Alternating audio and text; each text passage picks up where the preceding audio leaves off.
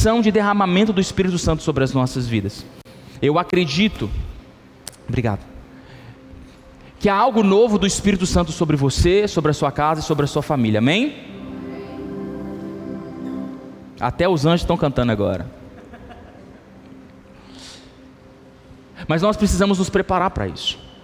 Eu queria que você fechasse seus olhos aí na sua cadeira. E eu te peço nesse momento, Espírito Santo,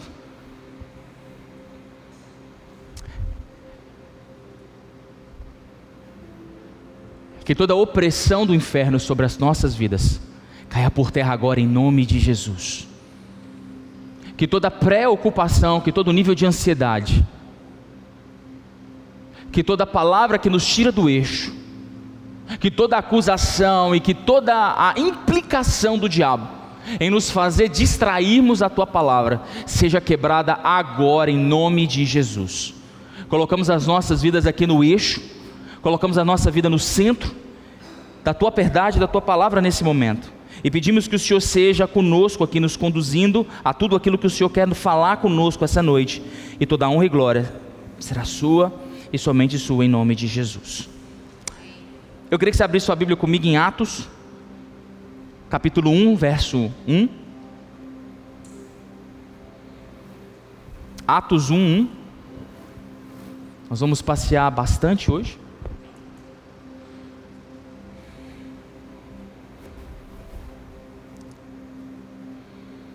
Atos, capítulo 1, verso 1. Diz assim: em meu livro anterior, Teófilo, escrevi a respeito de tudo que Jesus começou a fazer e ensinar, até o dia que foi elevado aos céus, depois de ter dado instruções por meio do Espírito Santo aos apóstolos que havia escolhido. Depois de seu sofrimento, Jesus apresentou-se a eles e deu-lhes muitas provas indiscutíveis de que estava vivo. Apareceu-lhes por um período de 40 dias, falando-lhes acerca do reino de Deus. Certa ocasião, enquanto comia com eles, deu-lhes esta ordem: não saiam de Jerusalém, mas esperem pela promessa de meu Pai, na qual lhes falei. Pois João batizou com água, mas dentro de poucos dias serão batizados com o Espírito Santo. Então os que estavam reunidos perguntaram: Senhor, então é neste tempo que vais restaurar o reino a Israel? Ele lhe respondeu: não lhes compete saber o tempo ou as datas que o Pai estabeleceu pela sua própria autoridade, mas receberão poder quando o Espírito Santo descer sobre vocês, e serão minhas testemunhas em Jerusalém, em toda a Judéia e Samaria e até nos confins da terra.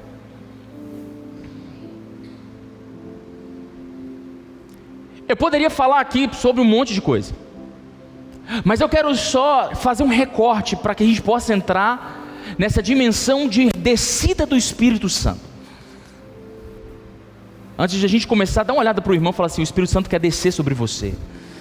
Seja profeta, Deus, o Espírito Santo quer descer sobre você. Jesus, ele ressuscita ao terceiro dia, e num período de 40 dias ele vai aparecendo para as pessoas, ele vai aparecendo, e a Bíblia diz isso. Lucas, o autor do Evangelho de Lucas, que escreve o livro de Atos, ele diz: olha, ele apresentou provas indiscutíveis que estava vivo, e está lá Jesus, vivendo os 40 dias, preparando os discípulos, dando ordens aos discípulos, e chega um momento que Jesus, no 40º dia, Jesus diz: olha, o que eu precisava fazer está feito, está tudo pronto, a minha parte da história está pronta.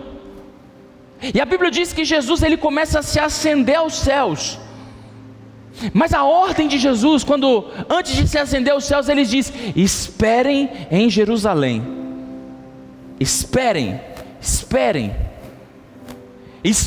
até que do alto vocês sejam revestidos, esperem.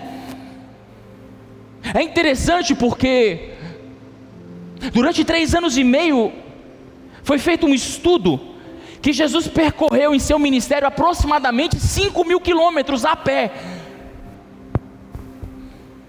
Quando a gente divide 5.000 quilômetros por 3 anos e meio, dá aproximadamente 32 quilômetros por dia que Jesus caminhava.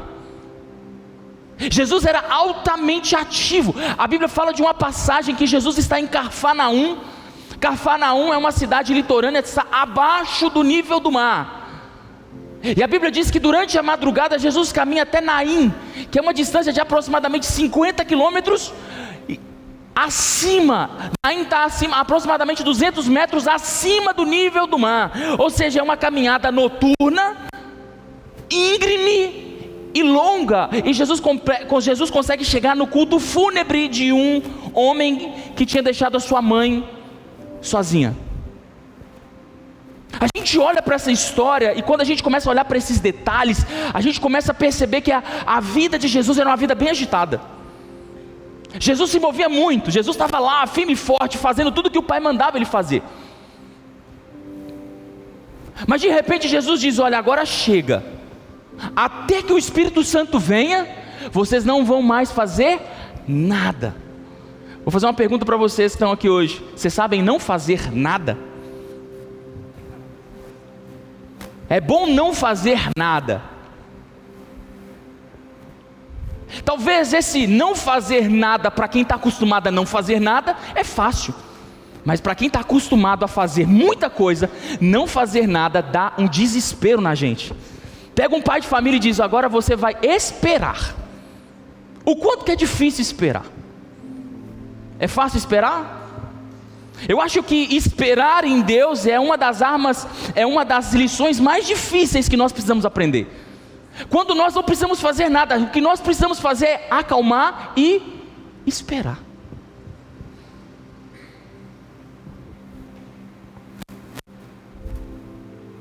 Talvez esperar seja uma das lições mais profundas do Evangelho. Porque esperar não é não fazer nada, esperar é fazer muita coisa. Porque ter fé para acreditar que mesmo eu não fazendo e me movimentando, as coisas podem acontecer, demanda muita energia. Eu tenho que esperar. Eu não posso fazer nada, eu só tenho que esperar. E talvez esperar seja uma das lições, e o em si esperar seja sim algo que nós precisamos aprender. Mas mais do que esperar, nós precisamos aprender a obedecer. Obedecer. Talvez esse discurso de obediência você ouviu quando você era criança. Lá nas nossas crianças, lá no Kids, é um discurso que a gente ensina, até para formação de caráter. Eu ensino para o meu filho: você tem que obedecer. Ele: sei. Eu falei: isso. Mateus é um menino obediente e sai correndo. Mateus, você é obediente, você fica aqui quietinho com o papai. Ele: papai, sou obediente, sai correndo. E a gente vai formando o caráter de obediência no coração deles.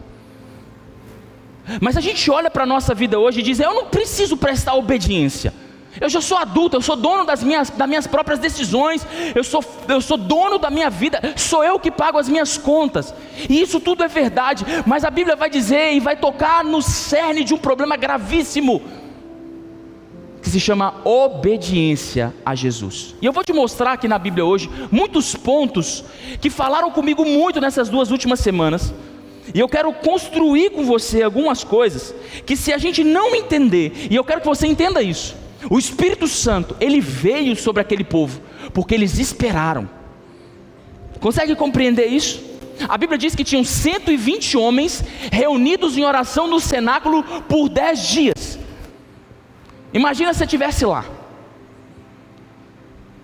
Imagina, vou fazer uma pergunta boba para você. Se alguém tivesse desistido no 9º dia, esse homem tinha recebido o Espírito Santo? Quem desistiu no 8º dia recebeu o Espírito Santo?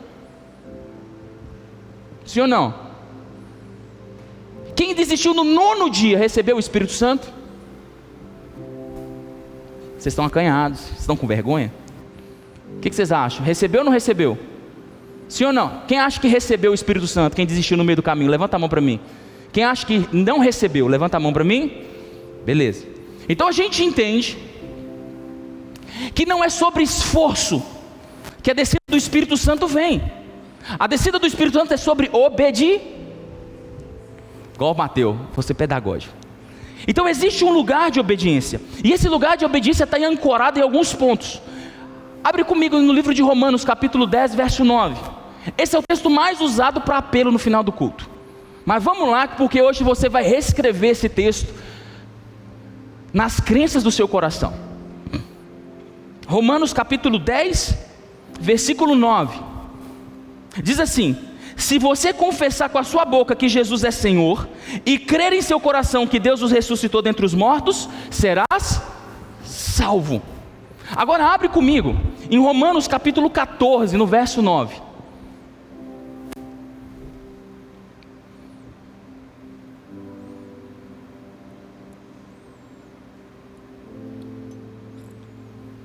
Por esta razão, Cristo morreu e voltou a viver para ser Senhor de vivos e de mortos.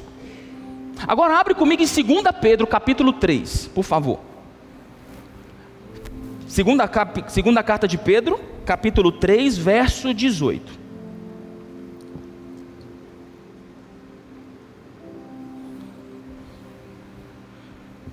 Segunda Pedro, capítulo 3, verso 18, diz assim: cresçam, porém, na graça e no conhecimento do nosso Senhor e Salvador Jesus Cristo. A Ele seja a glória, agora e para sempre. Amém. Vamos parar. Olha aqui para mim agora. 3 textos. Se você confessar que Jesus é o seu Senhor, e com seu coração crer, será salvo. Eu já vi muitas vezes, muita gente, e já fiz isso, que a gente mandava as pessoas levantarem a mão. Quem quer aceitar Jesus como seu Salvador, vem aqui na frente. As pessoas levantavam a mão e vinham à frente para confessar que Jesus era Salvador. Mas a Bíblia não está dizendo que a confissão é sobre salvação. A confissão é sobre senhorio. Ele está dizendo: se você confessar que Jesus é o seu Senhor e com o seu coração crer, serás salvo. Então a salvação, ela vem ao carreto de uma declaração de que Jesus é o meu Senhor. Paulo mesmo escrevendo em Romanos 14, foi para isso que Jesus morreu e ressuscitou. Isso está falando de Páscoa. Jesus morre e ressuscita. Para que ele fez isso? Para ser Senhor de vivos e de mortos. Pedro agora está dizendo: cresçam na graça e no conhecimento de quem? Do Senhor e Salvador Jesus Cristo. Interessante que todos os textos aqui, eles apontam para Jesus não como aquele que nós estamos acostumados a ver. Eles apontam Jesus como alguém que é Senhor. E essa palavra Senhor aqui é Kyrios. No grego, quando a gente pega os 3 textos, a palavra que aparece aqui é Kyrios. E Kyrios significa obviamente Senhor, mas ela tem uma dualidade de interpretação. Qual é? A palavra Kyrios era quando um servo se dirigia ao seu senhor. Alguém que foi comprado por dinheiro e era escravo numa casa, ele dizia: Kyrios, eu posso fazer isso? A palavra Kyrios era Senhor. Mas a palavra Kyrios também era designada para uma autoridade que governava, como o César naquela época. O César não é um nome, César é um título. Então quando alguém chegava diante do imperador César, eles se dirigiam a ele chamando Kyrios, que era Senhor. Então a palavra Kyrios aqui, quando ele se apresenta como Jesus como Kyrios, ele está dizendo tanto que Jesus é alguém que te comprou, como alguém que te governa. Está entendendo? Então o Senhor e Salvador é alguém, quando ele se apresenta a Jesus, é alguém que foi comprado e alguém que governa as nossas vidas. Está entendendo? Amém? Tá fácil até aí, vai ficar um pouquinho mais difícil, mas no final vai melhorar, amém? É óbvio que Jesus é aquele que vai nos salvar. É óbvio que Jesus vai nos salvar. É óbvio que Ele tem salvação para as nossas vidas. Mas a Bíblia está dizendo para mim e para você que a salvação, ela precisa vir posterior a uma declaração de que Jesus é dono, me comprou, e ao mesmo tempo é aquele que governa a minha vida. O discurso de obediência a um homem que morreu e ressuscitou, ele é nítido na palavra dele. Se você abrir comigo em João, Evangelho de João capítulo 14, se você puder e quiser anotar também, não tem problema. Se você quiser acompanhar no telão também, não tem problema. Jesus faz algumas afirmações. João 14, 15, ele diz assim: se vocês me amam, obedecerão os meus mandamentos. Se você me ama, você vai me obedecer. Lucas capítulo 6, verso 46. Se você puder abrir, diz: por que vocês me chamam de Senhor, Senhor, se não fazem o que eu vos digo? O que Jesus está cobrando deles? Tiago, capítulo 1, verso 22. Sejam praticantes da palavra, e não apenas ouvintes, enganando-vos vós mesmos. Hebreus, capítulo 5, verso 8. Embora sendo filho, ele aprendeu a obedecer por meio daquilo que sofreu, e uma vez aperfeiçoado, tornou-se a fonte eterna de salvação para todos aqueles que lhe obedecem. Olha que loucura! O que Jesus está buscando no nosso coração, muitas vezes não é alguém que diga: ai Jesus, eu te amo, o Senhor é lindo, o Senhor é cheiroso. Jesus está procurando alguém que diz: o que eu entendi, eu vou obedecer. Está aqui comigo? O quanto você sabe de Jesus deve ser externado pela sua obediência. O próprio Tiago diz: mostre-me sua fé, que eu te mostrarei as obras. Porque obras é acompanhada de alguém que é carregado de fé. Fé, e ele diz: fé sem obras é... Por quê? Porque quando eu recebo de Jesus algo que muda a minha vida, automaticamente eu vou dar ouvido à sua voz, e essa voz vai me conduzir a boas obras segundo a palavra dele. Então obediência não é um discurso paralelo ao evangelho, ou um discurso de alguém que deseja oprimir alguém. Não, esse é talvez um dos discursos mais fundamentais do evangelho, dizendo: ei, se você entendeu quem é Jesus, lhe cabe entender que Ele é Senhor da sua vida. Você pode olhar para quem está do seu lado e dizer: Jesus é Senhor da sua vida. Agora, você pode me perguntar: pastor, mas eu estou aqui, nunca ouvi falar de Jesus direito, minha vida, eu tomo as minhas decisões, eu faço o que eu quero da minha vida, e eu nunca ouvi falar desse Jesus, eu nem aceitei esse Jesus. Então por que o Senhor está falando isso comigo? Eu vou te mostrar, e talvez a palavra vai te mostrar de uma forma mais contundente, que esse discurso de senhorio de Jesus não é um discurso para crente maduro. Se você abrir sua Bíblia comigo no livro de Atos capítulo 2, pode abrir fazendo favor. O primeiro discurso da igreja, o primeiro, quando Pedro, cheio do Espírito Santo, está lá Pedro cheio do Espírito Santo, ele vai diante de uma multidão, ele começa a pregar para essa multidão. Qual que é o discurso de Pedro? Atos capítulo 2, verso 36.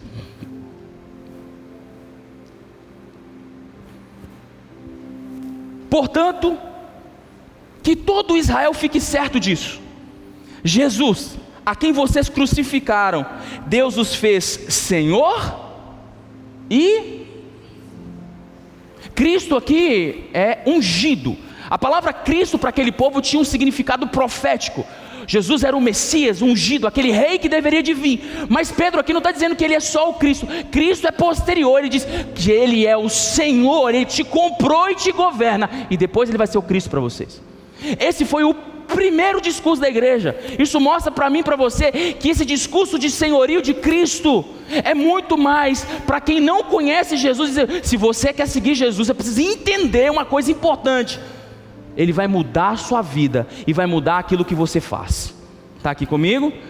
Você vai ter que muitas vezes não entender e obedecer. Está aqui comigo? Presta atenção. Muitas vezes você não vai entender o porquê está tomando certas decisões, mas porque a palavra diz, você vai obedecer. Está entendendo? É isso que ele está dizendo. Mas não é só. A Bíblia diz que quando Pedro tem uma visão de um lençol aberto, animais impuros, e a Bíblia diz que Pedro é conduzido à casa de Cornélio, um gentio. A primeira pregação de Pedro aos gentios está lá em Atos capítulo 10, verso 36. Eu queria que você abrisse comigo.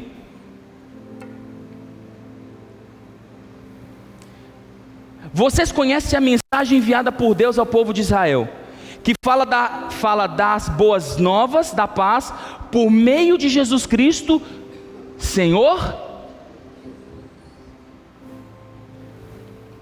Sabe o que me assusta? é como que eu não percebi isso antes na minha vida. Como eu não percebi isso? Como que eu não entendi? Eu estou falando de mim, não estou falando de você. Como que nós não percebemos a profundidade dessa verdade, que Jesus é Senhor das nossas vidas? Porque isso faz toda a diferença. Jesus, em Mateus capítulo 28, versículo 20, Jesus dando as últimas instruções para os seus discípulos, dizendo: ide às nações, pregai o evangelho a toda criatura, batizando ela em nome do Pai, do Filho e do Espírito Santo. Jesus já dando as últimas coordenadas, e isso nós fazemos bem. Nós pregamos o evangelho, batizamos as pessoas, a gente faz isso muito bem, mas a Bíblia diz que isso não é tudo. Abre sua Bíblia comigo, Mateus capítulo 28, verso 20.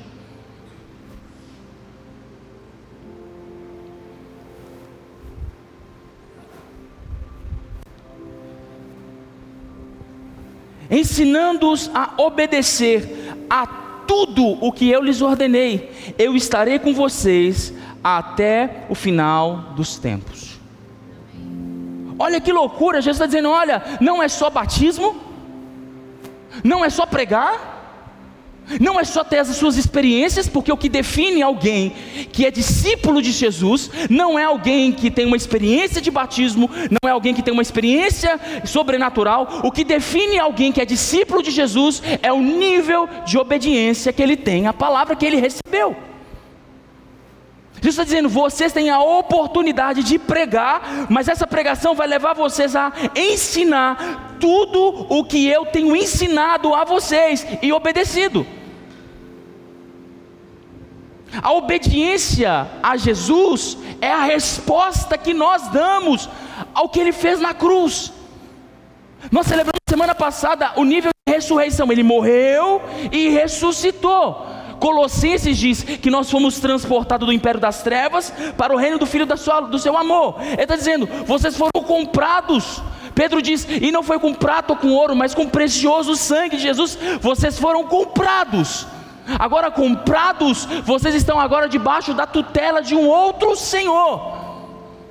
Efésios, o próprio Paulo no capítulo 1 diz que outrora nós éramos filhos da desobediência, ou seja, o que governava a nossa vida nos levava a um lugar de desobediência.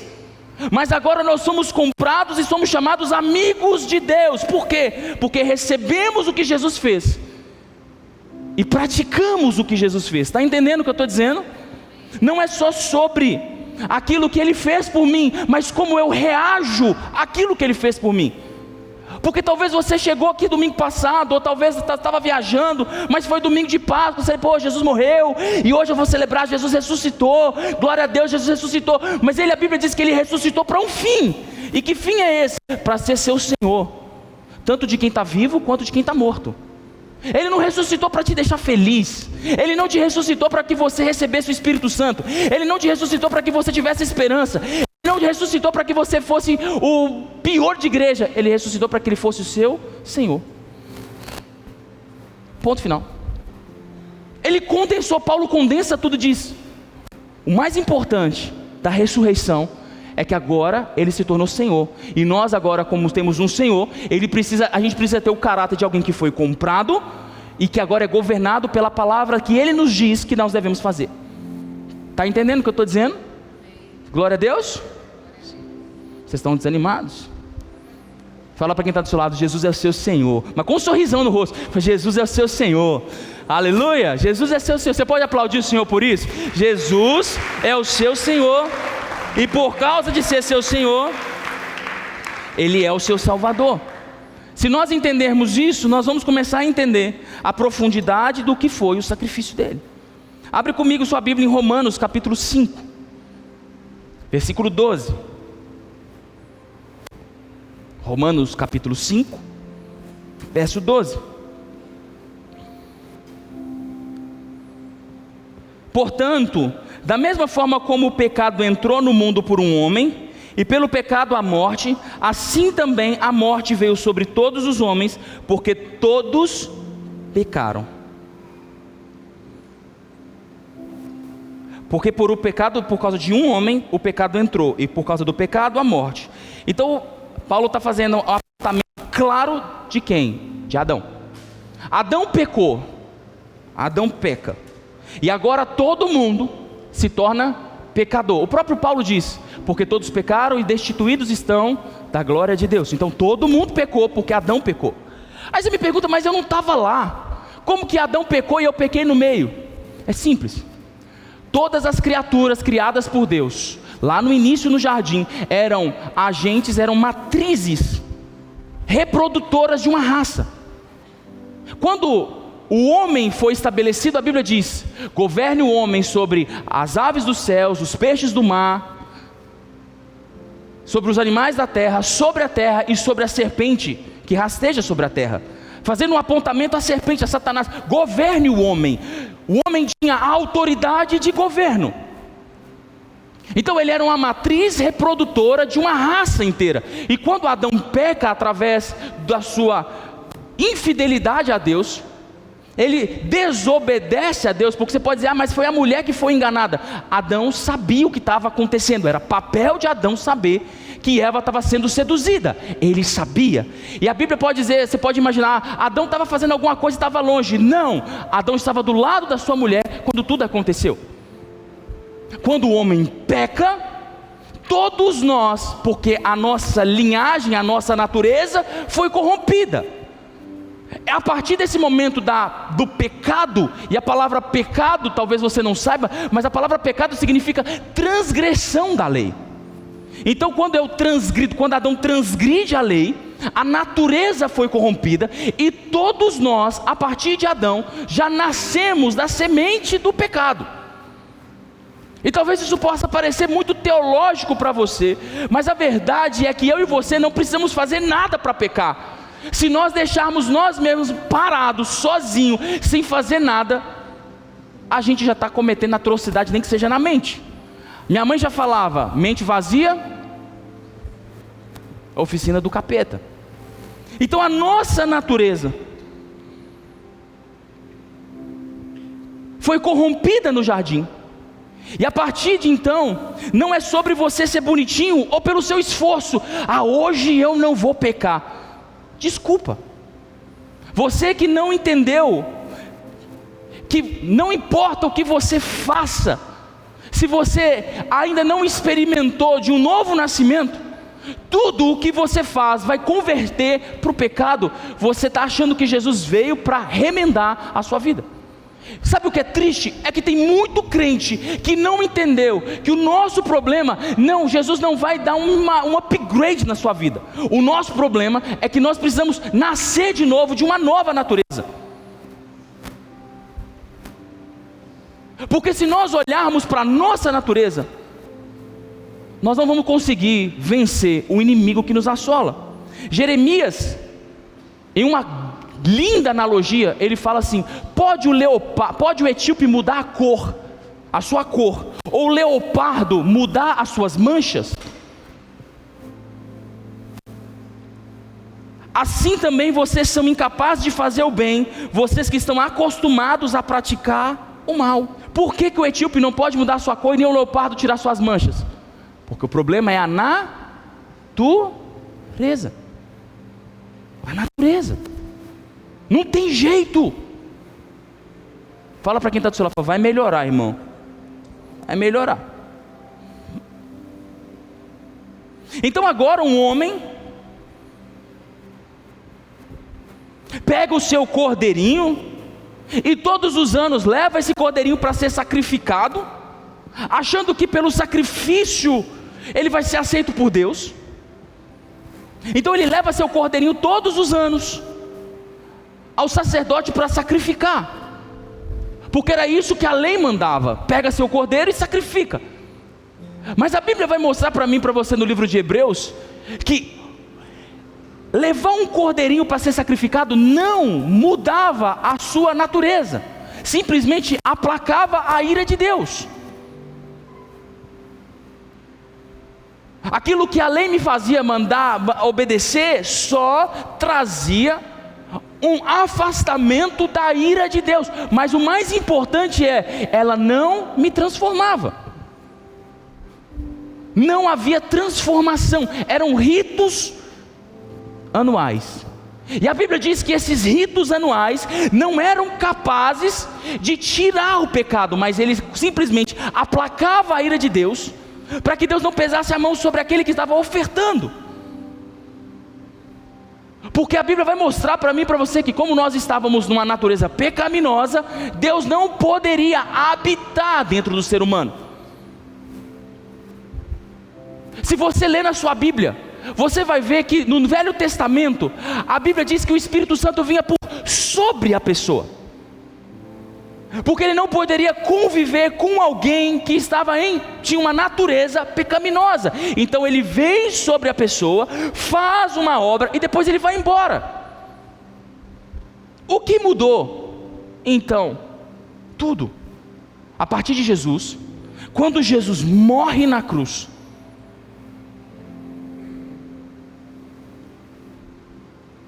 Deus olha para Jesus e vê você e vê a mim, porque a Bíblia diz que Ele se fez pecado no nosso lugar, para que hoje Ele olhe para mim e para você e possa ver Jesus. Então agora Ele olha para você cheio de problemas, cheio de pecado, e diz: eu consigo ver Jesus nele, porque Jesus morreu por ele, o sangue de Jesus grita na vida dele. Então agora eu não posso desprezá-lo, porque Jesus morreu por ele também. Então agora eu vou ouvir, e se ele quiser perdão, eu vou perdoar por aquilo que Jesus fez no lugar dele. Está entendendo? Só que isso é apenas o primeiro passo. Poder sermos redimidos, e Páscoa fala sobre isso, fomos redimidos. Tivemos a nossa vida perdoada. João Batista, quando viu Jesus, diz: eis o Cordeiro de Deus que tira o pecado do mundo. Então agora fomos perdoados. Mas agora existe um outro problema, porque uma vez perdoados, nós precisamos ser transformados. E quem pode ser transformado é alguém que não vai lutar mais com a natureza pecaminosa. Porque se você lutar contra a sua própria natureza, você vai perder a guerra. Se você lutar contra o pecado com o seu próprio esforço, você já perdeu a batalha. Se você lutar contra o pecado pelos seus instintos, você já perdeu. Ninguém é capaz de sair bem sucedido numa negociação com o diabo. Não tem jeito. A Bíblia diz: fugir do velho homem. Está dizendo, corre. A Bíblia fala assim: resistir o diabo e ele... Mas contra você mesmo, contra a sua natureza, Paulo diz: foge do velho homem, foge da aparência do mal. O que ele está dizendo? Contra você mesmo, não tem discussão. A sua natureza vai te levar para o pecado e ponto final. Então como que eu posso ser livre? Como que eu posso ser vencedor numa história onde a minha natureza já foi e já está estabelecida que ela é vitoriosa sobre as minhas vontades? Ou seja, eu quero fazer o bem, mas a minha natureza não. E a Bíblia está dizendo que se eu quero fazer o bem e minha natureza não, eu vou perder a batalha, porque o mal que há em mim é muito maior do que o bem que eu quero. Como que eu vou vencer? Como que Jesus, que morreu na cruz, agora vai me dar uma solução para isso? Jesus diz para Nicodemos, abre comigo, João capítulo 3, verso 3. João 3, 3.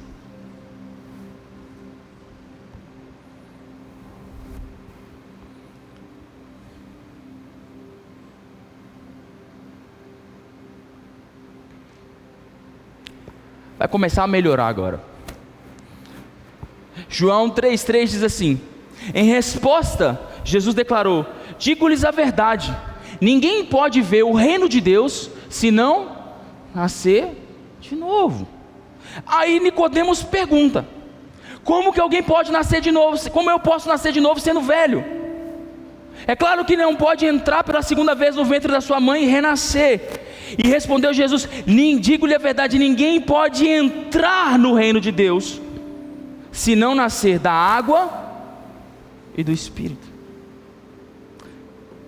Como que eu vou vencer a minha própria natureza? Nascendo de novo. Pergunta para quem está do seu lado: você já nasceu de novo? Ah, pastor, eu nunca batizei. Quem te falou que nascer de novo é só batizar? Porque batizar é uma declaração pública de uma decisão que você tomou no seu coração. A decisão que você toma no seu coração é: eu aceito que eu sozinho não consigo, então eu recebo Jesus para que a minha natureza possa parecer com Ele, e eu recebo Ele como o Senhor que vai governar a minha vida, e eu recebo para que Ele governe a minha vida, e a partir desse ponto de governo, a minha vida seja mudada. E você podia pensar que batismo era só um rito da igreja.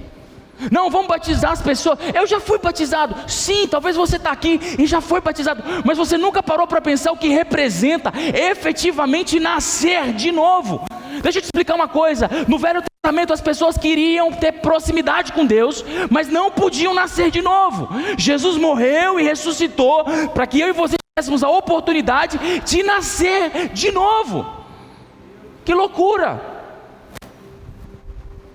E a gente que tem a oportunidade de nascer de novo, vivemos uma vida de quem nunca nasceu de novo. Vivemos uma vida como nascer de novo fosse um rito que eu precisasse cumprir para ser aceito por um clube social. Não, eu vou batizar porque eu já estou na igreja e beleza. Não, você não entendeu. Que quando você entrou aqui, no dia de hoje, a sua história estava marcada pelo pecado. A minha vida estava marcada pelo pecado. E eu não poderia entrar diante de Deus, mas Jesus morreu por mim. E agora eu posso entrar diante de Deus, porque Ele abriu uma porta que eu não podia abrir por mim mesmo. Mas para que essa porta fosse aberta, eu preciso entender que Ele pagou um preço e agora Ele governa a minha vida. E Ele governando a minha vida, toda a minha vida vai ser alterada. Tudo vai mudar. Mas no final vai ser para melhor, mesmo que eu não entenda o que está acontecendo. Está entendendo o que eu estou dizendo? Estão entendendo? Alguma vez o pai de vocês virou para vocês, ou a mãe de vocês, ou alguém de autoridade, diz: faz isso, menino. E você falou: eu vou fazer isso por quê? Na minha época meu pai falava: faz o que eu mando e esquece o que você sabe. Só faz. Você não precisa saber o que você está fazendo. Você só vai fazer porque eu estou falando que você vai fazer. E ai de mim se eu não fizesse. Alguém aqui já passou por isso? Deixa eu ver. Eu acho que vocês já estão meio Nutella, viu, galera? Se eu não fizesse o que minha mãe me mandava, voava pedaço de pau dentro de casa, chinelo, mangueiro, o que tivesse na mão, voava. Era assim ou não era? Tinha conversa: faz o que eu mando e esquece o que você sabe. Você nem sabia porque estava obedecendo, mas você obedecia, porque uma figura de autoridade mandou você obedecer. E você obedecia com medo de apanhar, é ou não é? É ou não é? Fazia. Ah, agora é o celular que a mãe manda arrancar, né? Jesus está dizendo assim: se alguém não nascer de novo, não pode ver o reino de Deus. Se alguém não nascer de novo, não vai conseguir experimentar o que está preparado para você. Porque o reino de Deus é o lugar onde a minha natureza é manifestada, onde Deus me coloca para que tudo aquilo que Ele sonhou possa encontrar campo para florescer. O reino de Deus é o lugar onde Deus governa, e eu e vocês somos estabelecidos para governar juntamente com Cristo. Então Jesus diz: se você não nascer de novo, é impossível que você experimente o que eu tenho preparado para você. E eu não estou falando de batismo, eu estou falando de obediência. E talvez você diga: pastor, mas eu obedeço, eu oro, eu leio a Bíblia, mas isso é muito pouco, porque você pode fazer isso, e nos lugares que Jesus manda você abrir mão, e você não consegue abrir mão. As rodas que você senta, Jesus falou: sai desse lugar, mas você ainda permanece nesse lugar. Os pecados que você diz, Deus, eu não consigo, Deus diz, você consegue. Se você der esse passo de fé, você vai conseguir. Mas é muito difícil para você e você diz, eu não consigo. Então a gente fica entre a cruz e o punhal dizendo, Deus, eu até quero, mas eu não consigo. E Ele está dizendo, se você não entender que você precisa nascer de novo, você nunca vai conseguir. Fala para quem está do seu lado, existem pecados que precisam ser perdoados. Pode falar com ele, junto comigo. Existem pecados que precisam ser perdoados. Mas existem pecados que você precisa nascer de novo. Amém? Amém? Amém? Existem personalidades de pessoas que precisam nascer de novo. Tem um livro que chama Temperamentos Transformados. Ele é bonito, mas ele não é toda a obra. Tem gente que precisa calar a voz da sua personalidade e nascer de novo na sua personalidade. Existem pessoas que precisam nascer de novo no seu negócio. Existem pessoas que têm que nascer de novo como crente, tem que se arrepender. Falou, Jesus, até que eu fiz tudo errado, eu preciso nascer de novo. Porque as pessoas chegam a Jesus e não são confrontadas com esse senhorio. É como se Jesus estivesse dizendo, tudo bem, você está na minha casa, você está me adorando, mas o seu coração não é meu. Se eu mandar você virar para a esquerda, você não vai virar.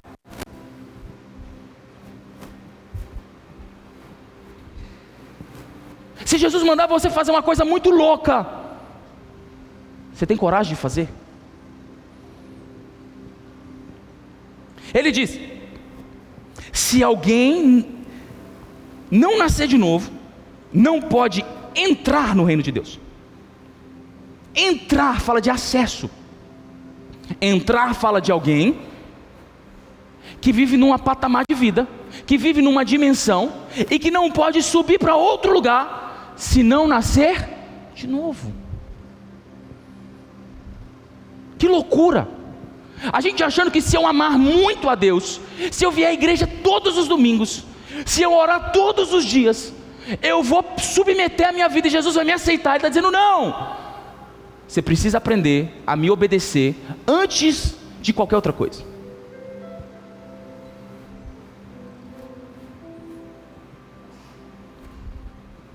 E se a gente parar para pensar, em todos nós, eu falo de mim, a começar de mim, todos nós temos coisas que Jesus já disse para mim, para você, que nós deveríamos soltar, sim ou não? Dá uma olhada para o irmão, pergunta isso para ele, tem coisas que você precisa soltar, sim ou não? Sim ou não? Tem pecados? Tem opiniões, tem gente que tem opinião. Fala para o seu irmão assim, a sua opinião já morreu na cruz, irmão. Pode falar, a sua opinião morre na cruz. Tem gente que tem opinião para tudo. Tem opinião para tudo. E se falar que está errado, parece que está confrontando o próprio Deus. Tem gente que tem emoções.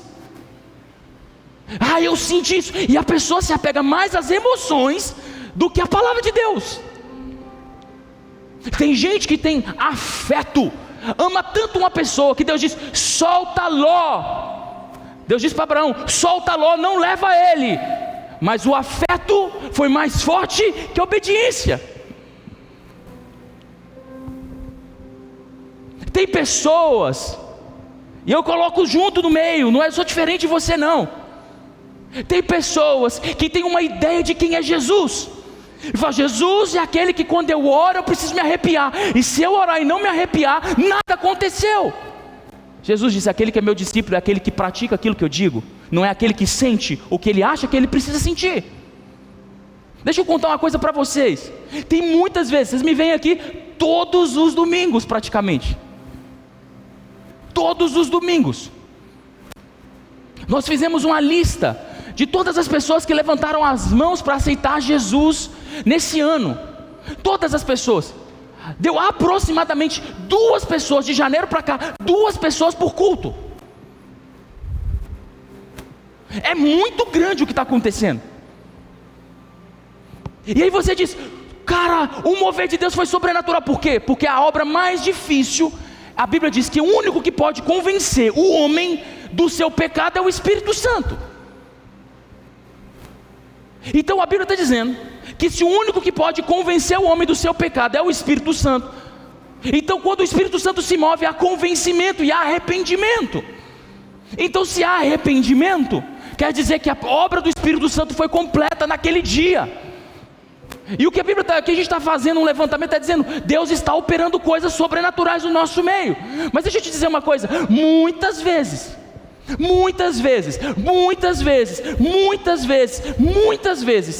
eu vi pessoas chorando aqui na frente.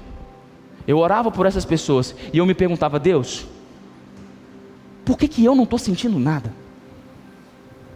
E Deus dizia para mim, seu papel não é sentir, seu papel é obedecer o que eu estou mandando você fazer.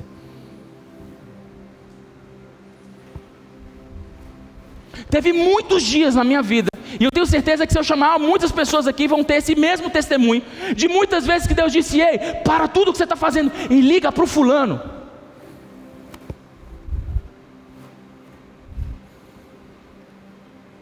E a gente fala assim, cara, para que eu vou ligar para o fulano? E de repente, você fala, cara, vou obedecer. Peguei o telefone e liguei para o fulano e de repente aquele fulano estava numa crise. E aí ele diz, foi o Senhor que falou, foi de Deus você ter ligado, pastor. Quantas vezes, os meninos da mídia estão aqui, o criativo está aqui.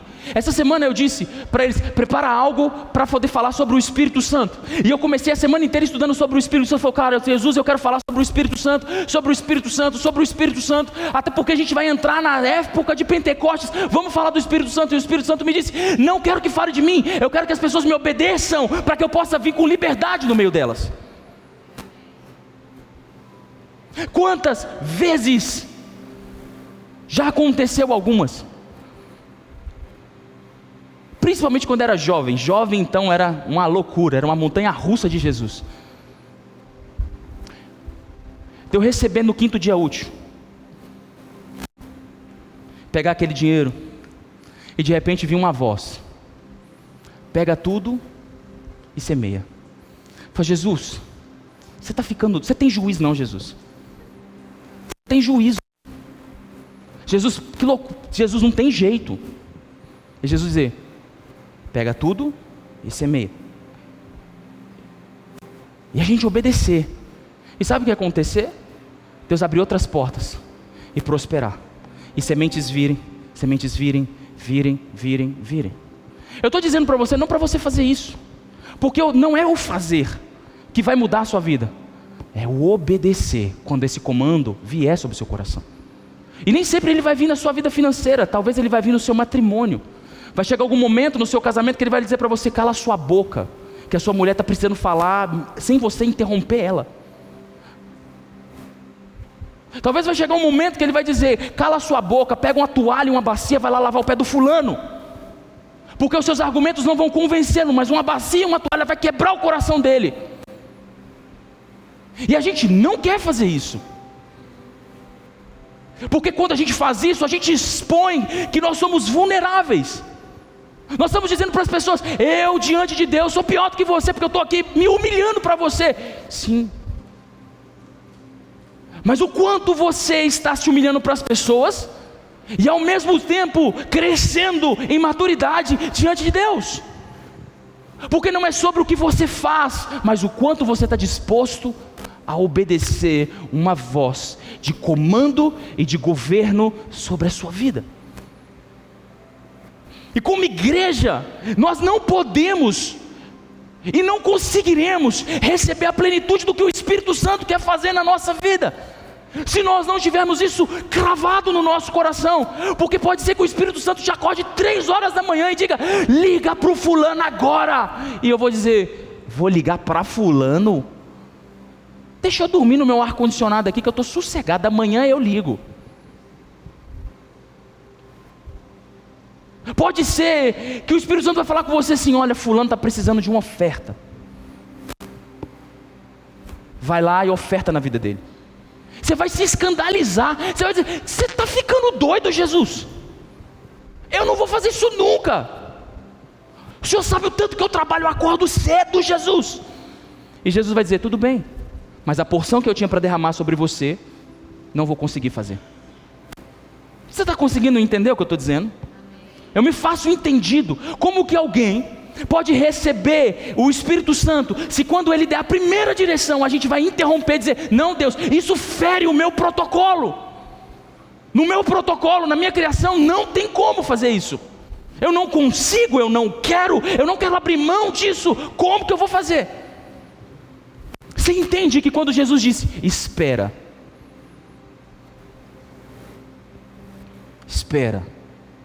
não faça nada, só me obedeça.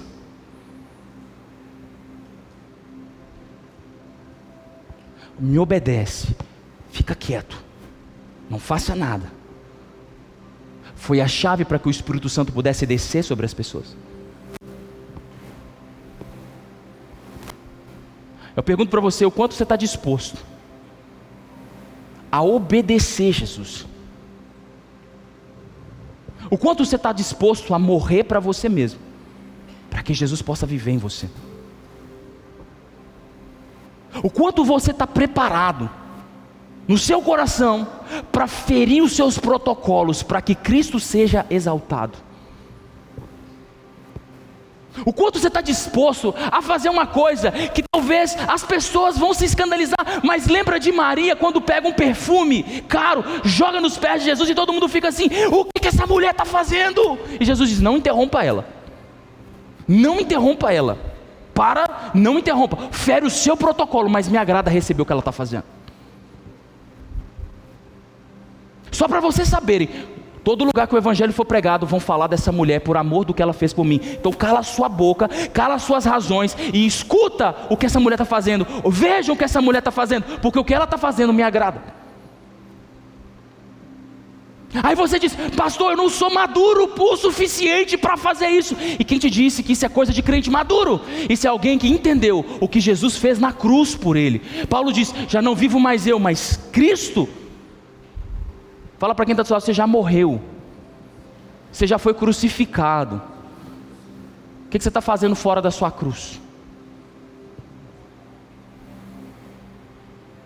Aí a gente quer, e eu prometo que estou acabando, a gente quer receber Jesus, quer receber o Espírito Santo. Fala: Jesus, me enche com teu Espírito, me enche com teu Espírito, eu quero ser cheio, eu quero ter dons, eu quero falar em línguas, eu quero profetizar. Ah, Jesus, eu quero rodar no manto. Jesus: beleza, tudo isso é lícito, se você me obedecer. Se eu disser para você, antes de você rodar no manto, obedeça a seus pais. Antes de você falar em línguas, fala em amor com a sua esposa. Antes de você profetizar, seja gentil com quem caminha do seu lado. Aí se a gente não quer. Antes de ter mais dons de visão, seja fiel. Seja fiel com quem te ajudou lá no seu começo. Seja fiel. Seja fiel à voz do Espírito Santo quando Ele falar com você. Sedes fiéis no pouco, e sobre o muito os colocarei. Essa é a palavra de Deus. A minha pergunta é: você está disposto? Você tem vontade de receber mais do Espírito Santo sobre a sua vida? Jesus morreu para que você pudesse receber o Espírito Santo. Amém? Você pode dizer um amém? Jesus morreu para que você pudesse.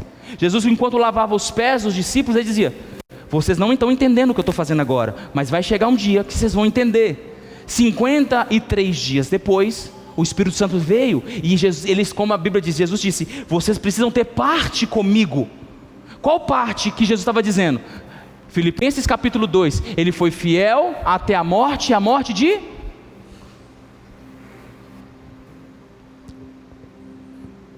Jesus no Getsemane disse: Pai, se for possível, passa de mim esse... O que ele estava dizendo? Se tiver um lugar para eu escapar, me deixa escapar. Honesto, Jesus foi honesto, falou: Jesus, ó, eu não estou querendo muito, Deus, não estou querendo muito não, o negócio está meio feio, o negócio eu estou aqui, está bravo. Foi honesto, mas ele disse: mas que não seja feita a minha vontade. Aí Paulo diz que ele foi obediente até a morte de cruz. Ser obediente até quando você não está ganhando nada em troca. Porque ser obediente quando você está ganhando alguma coisa em troca é fácil, é ou não é? Mas ser obediente quando as pessoas que estão ao seu lado estão te criticando, isso é difícil. Ser obediente quando você está perdendo dinheiro, é difícil. Ser obediente quando as coisas não estão dando certo, é difícil. Ser obediente quando você está vivendo debaixo de opróbrio de miséria, é difícil. Mas a Bíblia está dizendo, ser obediente até a morte de cruz. Mesmo que você perca, você permanece obediente. E na obediência, Deus abre caminho de restituição para a sua vida e para a minha vida. Porque foi isso que Ele fez na cruz do Calvário. A Bíblia diz, porque vocês, por causa de um novo e vivo caminho, nós fomos restaurados até o Senhor Jesus. Um caminho de sangue. Por causa da sua morte, hoje nós temos vida, e vida em abundância. Entende o que eu estou dizendo? Talvez você está aqui hoje e você nunca entendeu o que é nascer de novo. Então você é crente, mas nunca entendeu que nascer de novo é dizer, eu não quero lutar mais com as minhas armas. Eu não quero lutar mais com as minhas forças. Eu estou cansado. Deixa eu te dizer uma coisa, tem pessoas que estão aqui hoje, estão cansadas de lutar contra os mesmos problemas. Quer a prova? Olha para quem está do lado. Pergunta para ele, você está cansado de lutar pelas mesmas coisas? Duvido alguém dizer, não, eu estou top. Duvido.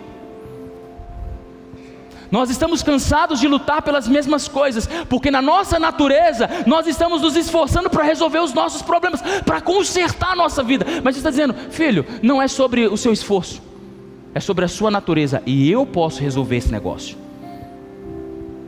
Eu posso resolver esse negócio. Se você entender que a partir de agora eu governo a sua vida, então aquilo que te aflige na velha natureza não vai te afligir na nova natureza. Eu posso resolver o seu problema. Você sozinho não, mas se você estiver comigo, eu posso resolver o seu problema.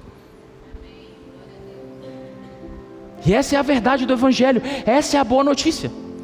Foi para isso que Ele morreu, para ser Senhor de mortos e de vivos. A minha pergunta para você aqui hoje é se você quer conscientemente nascer de novo em Jesus essa noite. Não é só batizar, a gente podia encher um tanque, botar uma piscina, encher de água e batizar todo mundo de novo, mas não é só sobre isso. Não é sobre batizar as pessoas nas águas, é sobre as pessoas entenderem o que representou aquele dia. É dizer, ei, eu não tinha entendido que eu precisava submeter a minha vida ao Senhor. Mas ninguém pode sair daqui hoje dizendo, eu não entendi que o Senhor queria governar a minha vida de novo. Eu queria que você ficasse de pé, para que a gente pudesse orar. Sabe aonde a gente se perde?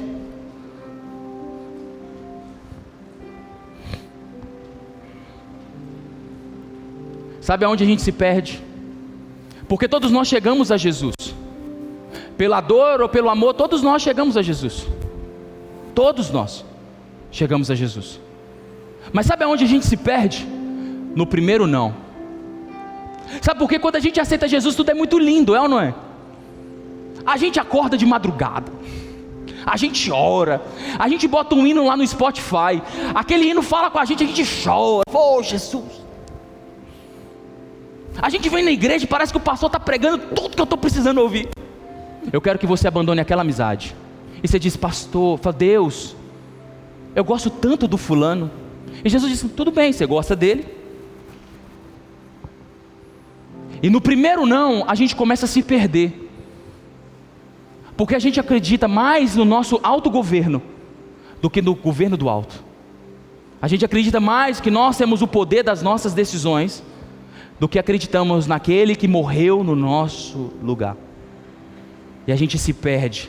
E sabe, as pessoas dizem, pastor, eu quero voltar no primeiro amor. Tá fácil. Checa foi aonde você não quis renunciar. E renuncia. Porque se você renunciar aquilo que você deveria ter renunciado lá atrás, se você abrir mão agora daquilo que você já deveria ter abrido mão há muito tempo, a presença de Deus pode ir com você e te abraçar mais uma vez e dizer, dá a mão. Você disse sim? Então eu pego na sua mão e vou com você daqui para frente. Tem muita gente que sente falta disso. Diz, pastor, nós precisamos de mais programas na igreja. Pastor, nós precisamos de mais palavra. Pastor, nós precisamos de mais louvor. Sabe o que essas pessoas me dizem? Nós precisamos dar as mãos para o Espírito Santo, mas para Ele pegar nas nossas mãos, nós precisamos renunciar àquilo que nós não queremos renunciar. Eu quero dizer para você, eu quero profetizar sobre a sua vida, que você vai sair daqui de mãos dadas com o Senhor Jesus essa noite. Amém? Mas eu quero te pedir essa noite, que você possa fechar seus olhos. Eu queria fazer uma única pergunta para você, para que a gente possa orar. Qual foi o ponto que você não quis renunciar? O que foi ainda que você não quis renunciar?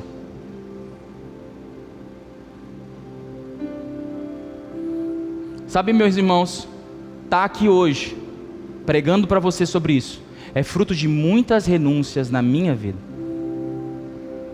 Olha aqui para mim antes da gente orar. Eu quero que vocês olhem para mim. Eu não sou melhor do que ninguém aqui, tá? Sou pecador, e dos pecadores eu sou o pior. Mais do que todo mundo, eu careço da graça de Jesus na minha vida. Mais do que todo mundo junto, eu preciso de Jesus. Mas há muito tempo atrás, há 15 anos atrás, há 16 anos atrás, eu disse sim para Jesus. E eu era jovem. E eu abri mão de muitas coisas para estar com Jesus. E eu não pensava duas vezes em abrir mão por Jesus. Eu sempre fui muito apaixonado por Jesus. Mas um dia eu comecei a reclamar, dizendo: Deus, eu não estou vivendo aquilo que eu esperava quando eu abri mão. Porque quando a gente abre mão para Jesus, a gente diz: não, tudo bem, eu estou plantando e lá na frente eu vou colher. E as coisas começaram, o tempo começou a passar. E as coisas não aconteciam como eu esperava, ou no tempo que eu esperava. E eu comecei a reclamar: Jesus, eu abri mão e nada aconteceu. Um dia Jesus disse para mim as seguintes palavras: cala sua boca, nunca mais eu quero ver você falando sobre isso comigo. Não chegou o seu tempo.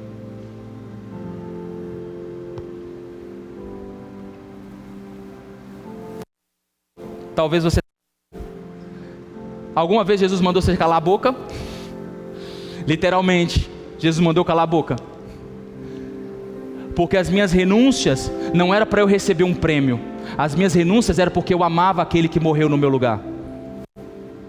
E talvez você está aqui dizendo: eu já renunciei muitas coisas, ou eu quero renunciar, eu nem tenho força, mas eu quero. Mas é porque eu preciso desse milagre. Então, Jesus, se eu renunciar, o Senhor me dá o que eu quero. Jesus está dizendo, manda dizer para você aqui hoje: não, eu não dou o que você quer porque você renuncia. Eu dou o que você quer porque eu te amo. E a prova que você me ama é porque você renuncia sem querer nada em troca. Você renuncia porque me ama. E eu te abençoo porque eu te amo. E essa troca é verdadeira. Em amor, nós temos tudo de Cristo no tempo dele, não é no seu. Talvez você está aqui hoje, e talvez eu quero orar por você também. Talvez você está aqui hoje e já se frustrou muito, porque você abriu mão de muitas coisas por Jesus, mas nada aconteceu. Aquilo que você sonhava, ou aquilo que você esperava, não aconteceu. Mas eu quero te dizer, por experiência que eu já vivi na minha jornada, que sempre vale a pena abrir mão das suas opiniões em amor por Jesus. Porque no tempo certo, as coisas vão acontecer e você vai ser abençoado. Amém?